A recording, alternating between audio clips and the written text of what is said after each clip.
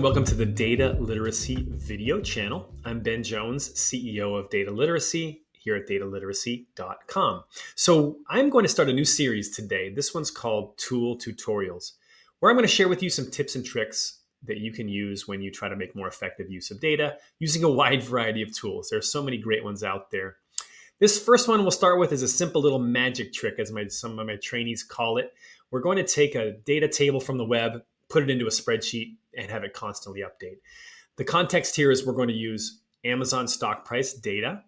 And the reason is because here recently in Seattle, where I live, where Amazon is also headquartered, this month was a tough month for them as they accidentally shared some news with employees that their compensation, their bonuses were higher than they really were. And the reason is because they used an outdated, higher version of their stock price in the calculation. So we'll see if we can do a little trick here using Google Sheets and a function called IMPORTHTML to avoid that kind of mistake. So here we are in investing.com's website, where we can see the historical data for the Amazon stock price. We can see it's organized with columns for days and then other columns for different prices throughout the day: the open, the close, the high and the low, and so forth. So if we were to just use this download button, or even maybe worse, copy and paste it, that data would be static, right? So we want to be able to continually look at this table and make an update. So what I want you to do is go to a new version or a file of Google Sheets. And here in the cell A1, we're going to put in the function bar up here at the top, as you can see, an equal sign. Then we'll type import HTML. We'll open a parentheses.